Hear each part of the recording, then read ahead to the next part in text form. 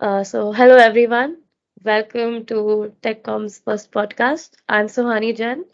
I'm the JSEC for the committee this year. And in conversation with us today is Mr. Nishant Keni, an experienced research scientist and robotist. Nishant is currently working at Amazon as a part of customer behavior analytics organization. In his research, Nishant explores statistical models and algorithms as a way to improve efficiency of systems. He's also looking to acquire certification in precision oncology and immuno-oncology from Harvard Medical School. He has presented his research at several high-level research conventions, such as IEEE conferences in Las Vegas and San Diego. Hello, Nishant. We're very excited to have you with us today. And I'm sure the listeners would love to know more about your background. Hey, Swani, thanks for having me. And again, thanks for the kind introduction. You pretty much summarized a lot of what I do. Just as a quick summarizer of my background, I did my BTech in electronics here in Mumbai, then went to States to do my master's in electrical and computer engineering. And that's where I started focusing more on research and theoretical aspects of statistical methods and algorithms. Um, Subsequently, I joined Amazon. I was initially working there as a data scientist and moved recently to the research scientist position just to be able to be in a better place to work on core research or theory problems that add value to our customers.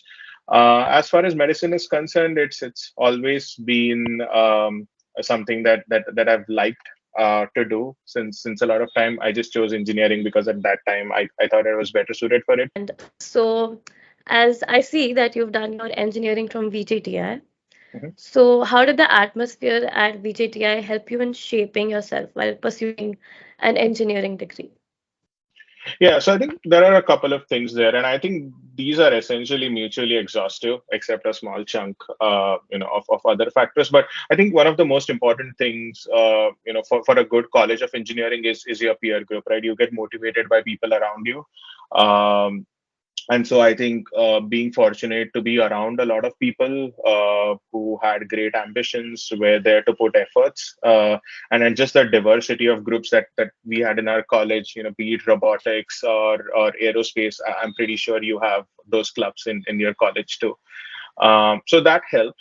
And then besides, the other advantage was to have faculty who are really good in terms of their own research disciplines and also are good teachers. So usually I've seen that people who are really good at research may sometimes not really be good at teaching, and the vice versa may not always hold true. But again, I was fortunate to have a few faculty advisors who were kind to give their time to me and mentor me, and who were really good at what they do. So I think they really sowed seeds to help me grow into what I've become today, which still is a long way to go from, I think, where the leaders in the field are set up.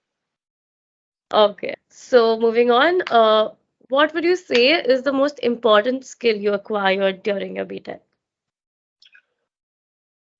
One of I think the most important skills I acquired during my BTech is to continue doing what I believe in doing, and I think it can't be more honest.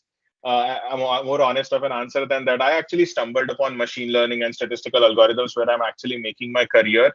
And honestly, at that time when I decided to do that, I really didn't know what machine learning was. I mean, go back to 2014, and so just being able to pursue and having that environment which fuels you to do what you like to do, even if people around you are not doing it, people around you may be doing other things, or they may be really trying hard to get placed into their respective dream roles, but just continuing to focus on what you want to do and believing that you will eventually find place in the ecosystem of occupation, I think is something that I carried with me from VJPI.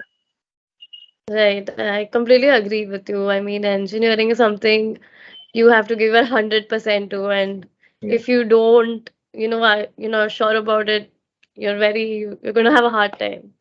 And yeah, absolutely. I think about the part where you said that you stumbled upon machine learning and everything.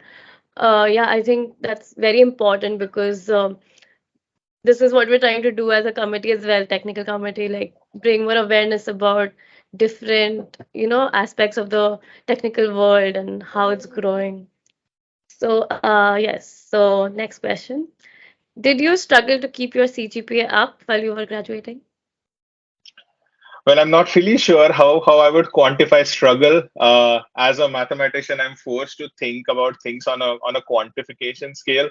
I mean, of course, there's this hard work that goes on, and there's effort. Things get really tricky. We had exams which were really close to each other. We had final exams at an interval of a day, and I think a lot of Mumbai University students have the flexibility to have a lot of time duration between exams. So things would get tricky at times. I also had my challenges with a couple of subjects which I was never good at, like drawing. So I think there's always efforts and there are causal effects. So every effect has some cause. So I wouldn't say Right. it was easy, but I'm happy things worked out in a way that helped me or worked in my favor. Right. So the drawing part, I can't relate to. I think that was one of my favorite subjects. EGD, I think you're Yeah, talking about. yeah, exactly. Yeah, and yeah, I think some of us are facing the same problem this time. We have two exams in a day, which is very hard to get used to, but yeah, we're engineers, we can easily adapt. Yeah, yeah. So, so how much of a difference does a master's degree make for your job prospects? So there are two pillars to this. So the first part is more on learning, and the second is more about qualifying for a particular company. So I'll go for the easy one first, which is qualifying for a particular role. So a lot of specialized positions are typically for master students. If you open up a job description, let's say for a research scientist position as an example, you typically see that a master's or a PhD essentially is required, right? So just having a master's degree allows you to be open and qualified to apply and test yourself for a lot of positions that you would be interested in. And as the world is progressing with respect to technology, a lot of these fascinating roles, like like a robotics engineer maybe, or a computer vision engineer, or a natural language processing scientist, so these kind of roles are becoming more and more in demand, and these are specialized roles. So just having a master's degree just helps you be qualified for them. And this is just because a lot of companies there are setting the bar high to take people in, whereas some of the non-specialized roles, you may be eligible there to just go with a bachelor's. And of course, if a role is open for bachelor's, you would be eligible for it anyway. So it just widens your scope. So that's one. But I think coming to the second pillar, and which is what I relate to the most, I think for me, my educational experiences have been pivotal in helping me learn how to study, essentially. So be it Right. my BTech, be it my engineering prep, be it my masters, all of these systems or educational curricula gave me a way to learn how to learn things, or to learn Right. to perceive things, or to kind of think about things in a post fashion which essentially seem counterintuitive, right? So how do you approach problems, how do you think through solutions, and how do you navigate your way through a deep forest of something that hasn't been discovered. So I think just going through more rigorous curriculum, such as in a master's program or a PhD program, or maybe some specialization postgraduate programs you may do, I think set up the seed to help you learn how to think and solve. So I think that's a key takeaway from my master's program, I would say. Right. I think from like my point of view, I would say someone who's like in the second year of engineering, I think we don't have an option not to do masters. We think I think it's very essential for someone like us, for some people like us to like get a master's degree because in today's world, the more you do, the it's not enough. Like whatever you do is never enough.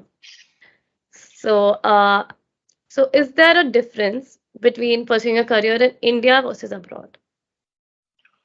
Well, it depends on the outcome and it also depends on the learning experience. Unfortunately, I haven't had the opportunity, to visit or to study extensively at some of the top institutes in India for technology or science, like let's say IISc, right? But I have had the experience to study at a top university in the US, so I really can't speak about how it would be in India. But there are some general things that I can think about, that if you want to pursue a job in the US, let's say, then it's easier for you to study in the US and then get a job there. It helps you with visa. It also helps you be qualified and recognized more easily. It also helps your company hire you because you're already eligible to work. On the other hand, if you were in India and you didn't have a permit to work in the US, the company has to then take care of how to get you there. So that's a plus point. Right. I also think that the facilities, and this can become more applicable in things like maybe aerospace or electronics, where hardware is of more importance, right? Where the core science happens beyond the computer. So I think Right. the kind of facilities in US are really good. Again, I can't speak in terms of India because I haven't visited top research institutes in India, but I can certainly say it's amazing in the US. And I think the other factor is also to be able to learn in a multicultural environment, right? People coming from different countries with different experiences. And I think one of the reasons that I personally like US is it also helps you grow as a person. You stay away from family, you are independent, you learn to take care of yourself, manage priorities. I think these really shape you, for success down the road. So I think these are a few things that I would attribute to studying away from home. Right. If I were to put it that way. Right. I definitely agree with the part where you say, you stay away from home and, you can grow as a person. I think that's the reason why I also, moved away from my house and I'm studying in Mumbai now.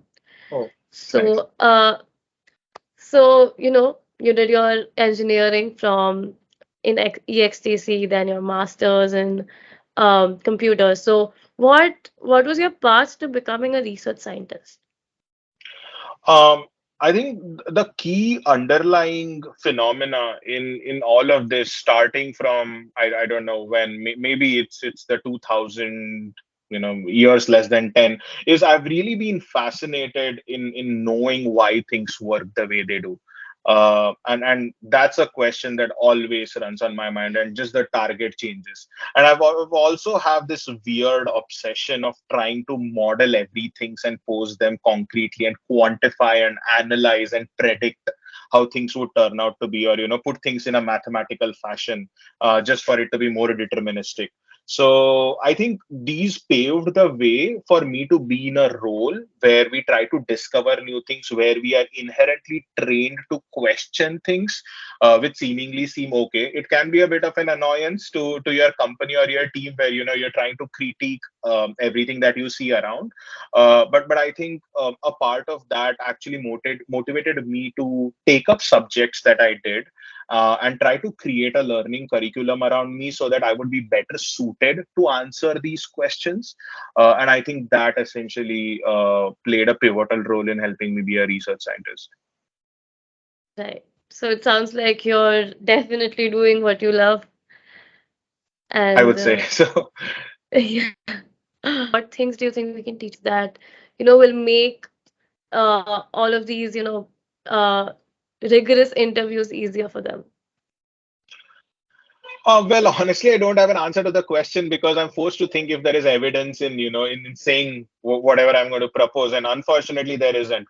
I think there should be a healthy trade-off between trying to preemptively prepare for everything and sometimes just going with the flow, getting negative rewards and negative experiences, and then being able to come up strong. So, some of the things can be taught, but some of the things can only be learned with experience. I think what would help at any point in time is just to have some directionality towards where you're going, right? So, for example, tomorrow, if you decide decide, hey, I want to build systems. So you really don't need to decide at this point in time on what exact system that would be, but you already know that you want to build systems, so you have a directionality towards it, and then you can identify what are some areas that are important for you to learn when it comes to building systems. And then as you go deeper into the path, the less important Right. things start falling off, and then you Right. emerge out of it with pinpoint laser. So just having that focus in whatever you want to do, I think or directionality, if not focus, will I think certainly help. Okay. Yeah. Okay. So, next and next question is, what is something that helps you wind down after work?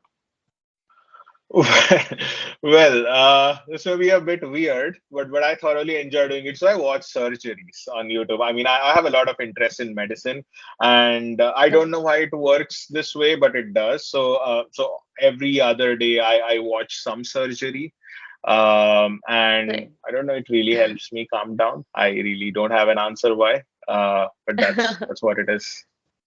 I think Wow, I YouTube think is a good place. A lot of medical professionals out there also put educational videos as well as live surgery, so it works out for people like me who are interested in watching those.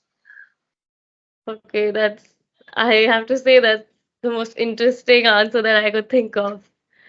So, yeah, that's amazing. So I think one question which everyone is thinking of right now is, what inspired you to do oncology and immuno-oncology from Harvard Medical School?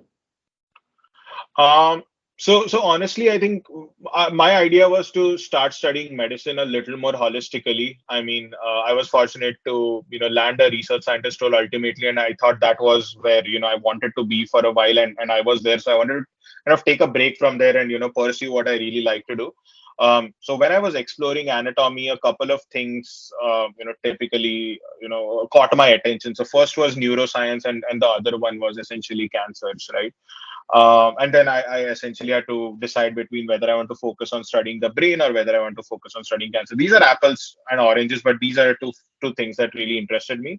And I think there are a couple of things which make oncology a sensitive as well as an important topic to study. So the first is, unfortunately, there's very less control over cancers, right? I mean, a lot of diseases, there are advanced treatments out there, but with cancers, even though things are improving, it's still not there. I think that the therapies which exist for cancer currently are sometimes not enough, and folks have to go through a lot of trouble and side effects through that. And I think something that I also worry is because your environment has a lot of a role to play in cancer development too. It's genes, it's lifestyle, and it's environment. So just kind of seeing how the world is progressing, and there are more pollutants around. Studies say that cancer risks are going to be on the high, and the incidence rates of cancers are going to be wide. And with therapies that exist today, I really think it's going to put a lot of people at risk to experience really toxic treatments, unfortunately. So my goal was to study a niche branch of cancer, which is called precision oncology, where the focus is to try and identify individualized treatments for cancers, because every cancer is unique. And immuno-oncology is also a way in which you can try and activate your own immune system to fight off your cancer. So I think somehow that problem really stayed with me, and I wanted to kind of make an impact on Right. people. At Amazon, ultimately, even though the customers like yourself are something that we want to add value to, though the value addition isn't direct, right? So I really wanted to be of some direct value and impact to the society, and I thought, by studying precision oncology, I would be able to at least help one person. That's my goal. So yeah. Right. Wow. Yeah, I think, but since the past few months, there's been a lot of progress in cancer medicine development. I think Sure. that's a very optimistic thing to look towards. And I think you're the first person who would uh, describe oncology as a break from from your ongoing work, which is just like I'm very Fortunately or unfortunately, I'm wired that way, so right. can't really do much about it. I think that's a very good thing. And yes, so I think we are over with our questions. And is there something that you would like to say to us?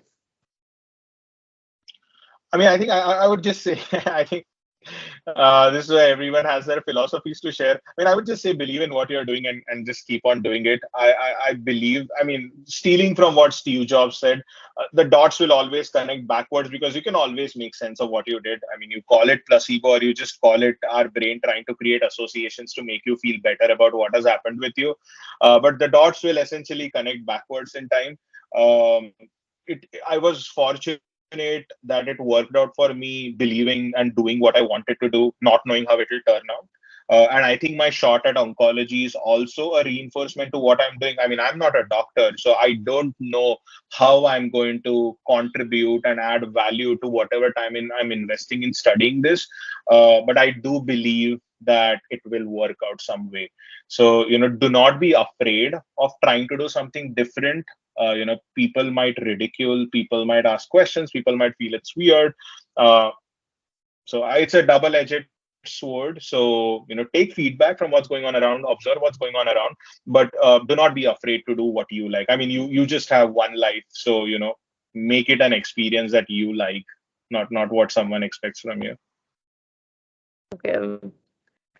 So thank you so much for being with us today. And with this, I think we conclude our insightful session with Mr. Nishant Keni.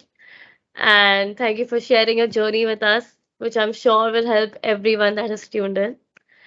And yes, follow us on Instagram for more updates on our upcoming events.